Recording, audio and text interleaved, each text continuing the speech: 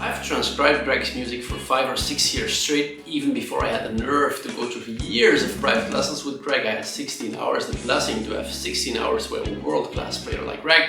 So here I am, sharing a new concept, because I've learned so many concepts through the years, guys. So I was really a Greg Howe, still am a Greg Howe fan freak.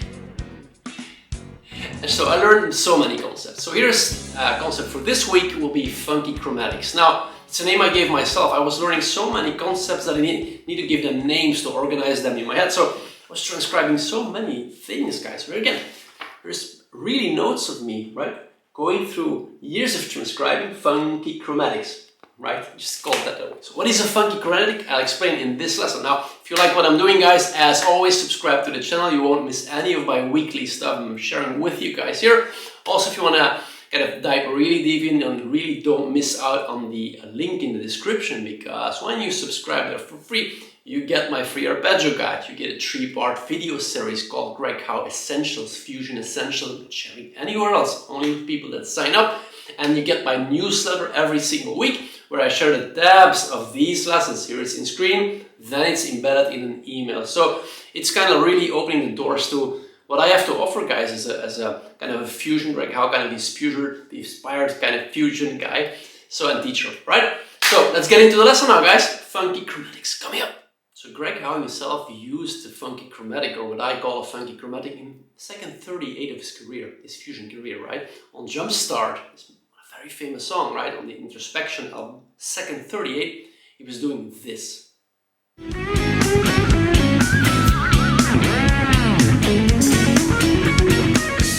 So remember, I was just a rock player at first, or just, I was a rock player, and I was like, what? I had no idea what that was. Later I found out it's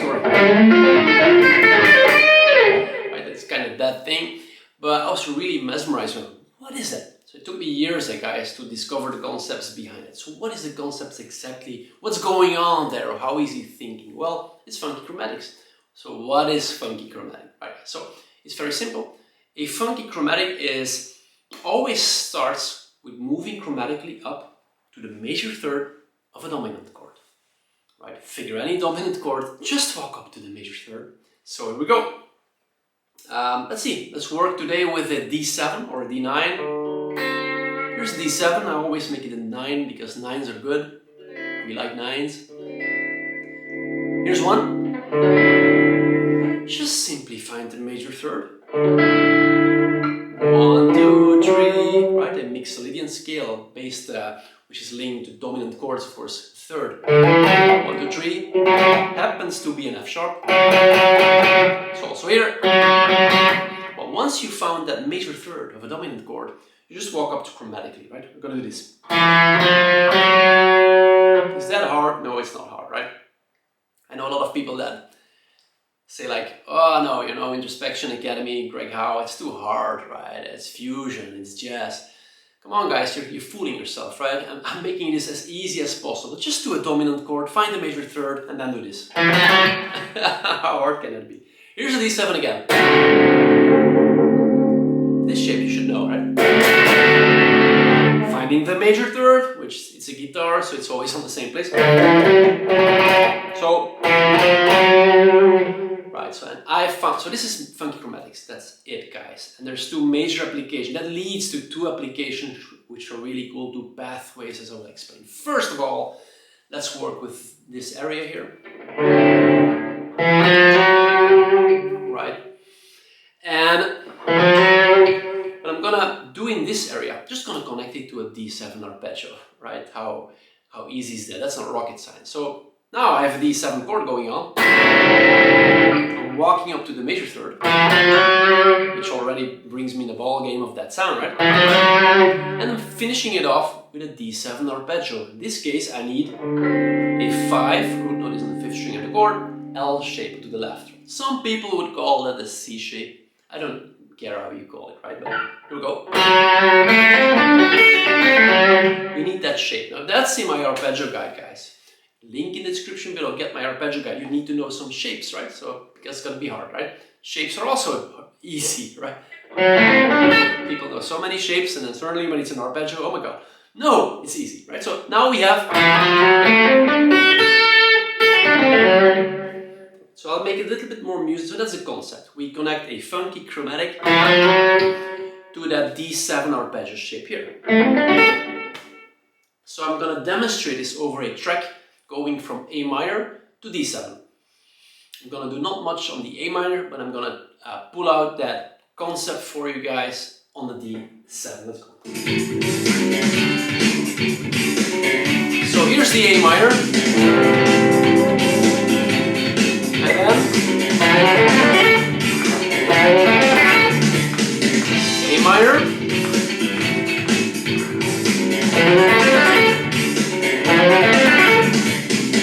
Right guys, it's the challenge, of course, I understand. Here's the in-screen tab. It's of course the speed, so slowly. Straight 16 notes. But that's just to get you used to the concept, right? There's a pathway. And I call this a pathway, right? You can do many variations and kind of build licks on that, but you need first a cool pathway. This is one pathway. Let's move to another area where you can do the same concept. Works just as well. It's now here, right? We're going to do that famous D7 again, funky chromatic. Second concept, guys, is we're not linking this to a straight D7 arpeggio, which is kind of a little bit unhip. Let's do something more hip.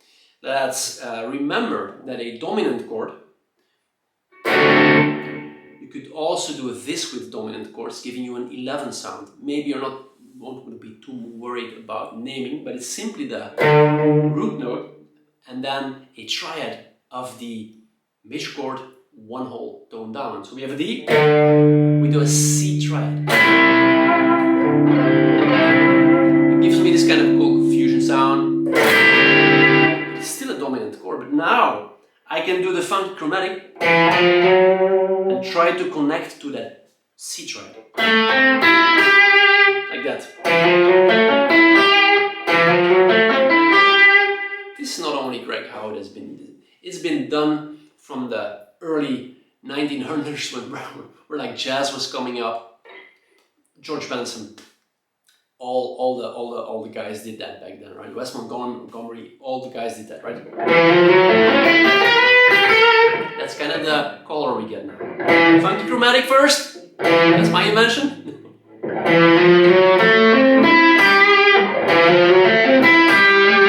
And then I love that half tone step at the end. So now we have this pathway based on the funky chromatic concept, then follow it up with a D11 arpeggio. Showing that in musical context, here's my backing track again. A minor, D,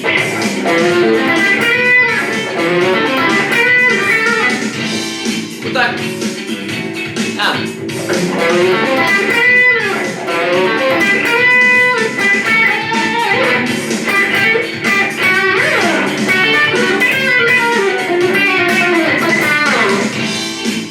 that was something else, but anyway guys. Right guys, so in summary, just find the major third of any dominant chord in your whole life. Oh, you're playing over a dominant chord. Find its major third, walk up chromatically, ta-ta-ta, in 3 steps. Then connect it in this area with a 5L shape. With a D7. This area specifically, you want to connect it to an 11 arpeggio. Don't worry too much about theory. In all my courses and all my content, I'm explaining a little bit where it comes from. But you can just use it as pathways. Okay, Tommy, just show me some cool pathways, right? Just go, enjoy the sound. Don't worry too much about theory. I'm giving you these shortcuts here, right, guys, of years of studying Greg, right? And other fusion players, especially Greg, right? And he's always using those. I'm giving them right here. Anyway, guys, so now we've done the concept. We've gone like 2 pathways for you guys. Now let's move into 2 cool examples. Of course, I want to challenge you a little bit with 2 challenging examples. So here's example number 1 and 2. I'm going to show you in-screen tabs. I'm not going to talk them through, right? It's up to you to watch them, enjoy them. There's just a fast version. There's an in-screen tab. For people that really love my stuff, want to go a little bit more premium with me, you can go in the description below. You can get a Patreon membership for $5 a month, right? You get all my tabs of all my YouTube lessons of past months as PDF downloads and Guitar Pro 7 files. And I'm even offering you there in Patreon $5 a month every single week an extra lick that I'm working on that week for $5 a week. Absolutely crazy, guys. You can check that out. There's a higher tier also, but that's for people if you want to get more of my content, right? All right, that's the lesson for today.